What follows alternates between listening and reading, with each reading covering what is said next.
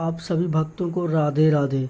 आज चैत मास की कृष्ण पक्ष की एकादशी तिथि है।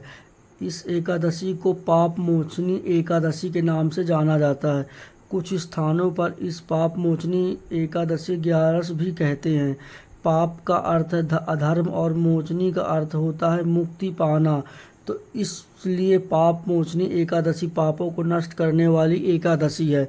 यह हिंदू नववर्ष की पहली एकादशी मानी गई है, इसलिए इसका महत्व कई गुना बढ़ जाता है। इस एकादशी की कथा को सुनने से मनुष्य को सौभाग्य की प्राप्ति होती है एवं पूर्वजों को मोक्ष की प्राप्ति होती है। तो आज मैं आप सभी को पंडित गौरशंकर सभी को सुना रहा हूँ पाप मोक्षनी एकादशी की बड़ी ही एक दुर्लभ कथा। इन कथाओं को सुनने से मनुष्यों के सभी पाप और संकट कट जाते हैं तथा समस्त मनोकामना की पूर्ति होती है। तो आप लोग बड़ी ही श्रद्धा और प्रसन्नचित्त मन से इन कथाओं को पूरा अवश्य सुनिए। आइए भगवान श्री लक्ष्मी नारायण जी के चरणों का ध्यान करते हुए इस कथा को सुनते हैं और अपने जीवन को कृतार्थ करते हैं। एक बार अर्जुन ने भगवान श्री कृष्ण जी से कहा, हे मधुसूदन, मैं जैसे जैसे एकादशियों के व्रत की कथा सुन रहा हूँ वैसे अन्य एकादशी व्रत की कथाओं को सुनने की मेरी जिज्ञासा बढ़ती जा रही है। हे मधुसूदन, आप कृपा करके आप चैत माह के कृष्ण पक्ष की एकादशी के विषय में मुझे बताएं। इस एकादशी का नाम क्या है, इसमें कौन से देवता की पूजा की जाती है तथा इसकी व्रत कथा क्या है। तब श्री कृष्ण भगवान जी ने कहा, हे अर्जुन, एक बार यही प्रश्न पृथ्वी पति मानवता ने लोमास ऋषि से किया था। जो कुछ लोमास ऋषि ने राजा मानधत को बताया वही मैं तुमसे कह रहा हूँ। राजा मानधत ने धर्म के गहरे रहस्यों के ज्ञाता महर्षि लोमस से पूछा कि हे ऋषि श्रेष्ठ, मनुष्यों के पाप को मोचन किस प्रकार संभव है। कृपा करके कोई ऐसा सरल उपाय बताए जिससे सहज ही पापों से छुटकारा मिल जाए। महर्षि लोमस ने कहा, हे राजन, चैत मास के कृष्ण पक्ष की एकादशी का नाम पाप मोचनी एकादशी है। मैं तुम्हें इस व्रत की कथा सुनाता हूँ, सो आप सब तुम ध्यानपूर्वक इस कथा को श्रवण करो। प्राचीन समय में चैतरथ नामक एक वन था। उसमें अप्सराएं किन्नरों के साथ विहार करती थीं। वह सदा सौंदर्य वसंत का मौसम रहता था, अर्थात उस स्थान पर सदैव नाना प्रकार के पुष्प खिले रहते थे। कभी गंधर्व कन्याएं विहार करती थी तो कभी स्वयं देवेंद्र यानी देवताओं के साथ क्रीड़ा किया करते थे। उसी वन में मेदवशी नाम के एक ऋषि भी तपस्या में लीन रहते थे। वह भगवान शिव के अनन्य भक्त थे। एक दिन मंजुघोष नामक एक अप्सरा ने उनको मोहित करके उनकी निकष्ठा का लाभ उठाने की चेष्टा की, इसलिए वह कुछ दूर पर बैठ गई और वीणा बजाकर मधुर स्वर में गाने लगी। उसी समय शिव शक्ति महर्षि मेधवी को कामदेव भी जीतने का प्रयास करने लगे। कामदेव ने उस सुंदर अप्सरा के भूं का धनुष बनाया, कटाक्ष को उसकी प्रतीक्षा बनाई और उसके नेत्रों को मंजुघोष अप्सरा का सेनापति बनाकर उस तरह मां कामदेव अपने शत्रु पर विजय प्राप्त करने हेतु तैयार थे।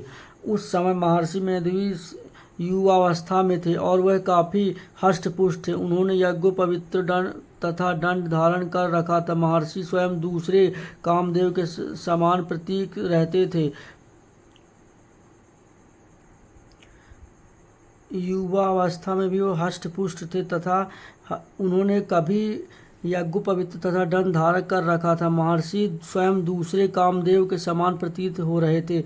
उस मुनि को देखकर कामदेव के वश में हुई मंजू घोष ने धीरे धीरे मधुर वाणी में वीणा बजाकर गायन आरंभ किया। तो महर्षि मेधवी भी मंजू घोष के मधुर गायन पर तथा उसके सौंदर्य पर मोहित हो गई। वह अप्सरा मेधवी मुनि को कामधेनु से पीड़ित जानकर उनसे आलिंगन करने लगी। महर्षि मेधवी उस अप्सरा के सौंदर्य पर मोहित होकर शिव रहस्य को भूल गए तथा कामदेव के वशीभूत होकर उसके साथ रमण करने लगे।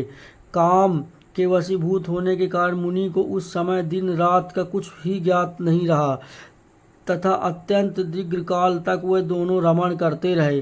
तथा ऊपर मंजूघोष उस मुनि से बोली, हे ऋषिवर, अब मुझे बहुत समय हो गया है, अतः स्वर्ग जाने की आज्ञा दीजिए। अप्सरा की बात सुनकर ऋषि ने कहा, हे मोहिनी, संध्या को तो आई हो और थोड़ा समय ठहरो, प्रातः होने पर चली जाना। ऋषि के ऐसे वचनों को सुनकर अप्सरा उनके साथ रमण करने लगी। इसी प्रकार दोनों ने साथ साथ बहुत लंबा समय व्यतीत किया। मंजू घोष ने एक दिन ऋषि से कहा, हे ऋषिवर, अब आप मुझे स्वर्ग जाने की आज्ञा दीजिए। मुनि ने पुनः वही कहा कि रूपसी, अभी अधिक समय व्यतीत नहीं हुआ, कुछ समय और ठहर जाओ। मुनि की बात सुनकर अप्सरा ने कहा, हे ऋषिवर, आपकी रात्रि तो बहुत लंबी है, आप स्वयं ही विचार कीजिए कि मुझे आपके पास आए हुए कितना समय व्यतीत हो गया। अब और अधिक समय तक ठहरना क्या उचित है? अप्सरा की यह बात सुनने के बाद मुनि को समय का बोध हुआ और वह गंभीरता पूर्वक विचार करने लगे। जब उन्होंने समय का ज्ञान हुआ कि उन्हें रमण करते 57 वर्ष व्यतीत हो गए। बताइए, 57 वर्ष व्यतीत हो गए। उस अप्सरा के काल का रूप समझने लगे। इतना अधिक समय भोग विलास में व्यर्थ चले जाने पर उन्होंने बड़ा क्रोध आया। अब वह भयंकर क्रोध में जलते हुए प्रत्येक उनके तप को नाश करने वाली अप्सरा की तरफ पुकटी तान कर देखने लगे। क्रोध से उनके रोम रोम कंपित होने लगे तथा इंद्रियां अनियंत्रित होने लगीं। क्रोध से थर्राए स्वर से मुनि ने उस अप्सरा से कहा, मेरे तप को नष्ट करने वाली दुष्ट, तू महापापन है और बहुत ही दुराचार है, तू धिक्कार है। तत्क्षण तू मेरे श्राप से पिशाचिनी बन जाए। मुनि ने के क्रोधयुक्त श्राप से वह अप्सरा पिशाचिनी बन गई और यह देखकर वह व्यतीत होकर बोली, हे ऋषिवर, अब मुझे पर क्रोध त्याग कर प्रसन्न होइए और कृपा करके बताइए कि इस श्राप का निवारण किस प्रकार होगा। विद्वानों ने कहा है कि साधुओं की संगत उत्तम फल देने वाली होती है और आपके साथ तो मेरे बहुत वर्ष व्यतीत हुए हैं, अतः अब आप मुझ पर प्रसन्न हो जाइए, अन्यथा लोग कहेंगे कि एक पूर्ण आत्मा के साथ रहने पर भी मंजू घोष की पिशाचिनी बनना पड़ा। मंजू घोष की बात सुनकर मुनि को अपने क्रोध पर अत्यंत गिल्टी फील हुई, साथ ही वह अपने अपकीर्ति का भय भी हुआ। अतः पिशाचिनी बनी मंजू घोष से मुनि ने कहा, तूने मेरा बड़ा बुरा किया है, किंतु फिर भी मैं तुझे इस श्राप से मुक्ति का उपाय बताता हूँ। चैत मास के कृष्ण पक्ष की जो एकादशी, उसका नाम है पाप मोचनी। उस एकादशी का उपवास करने से तेरी पिशाचिनी की देह से मुक्ति हो जाएगी। ऐसा कहकर मुनि ने उसको व्रत का सब विधान समझा दिया। तदुपरांत अपने पापों को प्रायश्चित करने हेतु वह अपने पिता चिरवन ऋषि के पास गई। चिरवन ऋषि ने अपने पुत्र मेदवी को देखकर कहा, हे पुत्री, ऐसा क्या किया तूने कि तेरे सभी तप नष्ट हो गए, जिससे तुम्हारा समस्त तेज मलिन हो गया। मेदवी मुनि ने लज्जा से अपना सिर झुकाकर कहा, पिताजी, मैंने एक अप्सरा से रमण करके बहुत बड़ा पाप किया है। इसी पाप के कारण संभव मेरा सारा तेज और मेरे तप नष्ट हो गए। कृपा करके आप पाप को छूटने का उपाय बताइए। उस ऋषि ने कहा कि हे पुत्र, तुम चैत माह कृष्ण पक्ष की पाप मोचनी एकादशी विधि विधान तथा भक्ति पूर्व उपासना करो, इससे तुम्हारे सभी पाप नष्ट हो जाएंगे। अपने पिता का ऋषि के वचनों को सुनकर मेदवी मुनि ने पाप मोचनी एकादशी की विधि पूर्वक व्रत किया। उसके प्रभाव से उनके सभी पाप नष्ट हो गए। मंजू घोष अप्सरा भी पाप मोचनी एकादशी का उपवास करने से पिशाचिनी की देह से छूट गई और पुनः अपना सुंदर रूप धारण कर स्वर्ग को चली गई।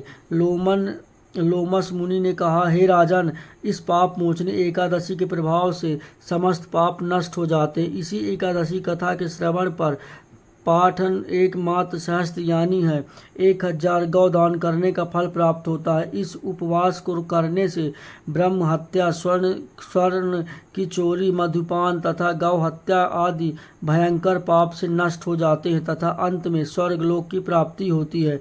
बोले श्री लक्ष्मी नारायण भगवान की जय।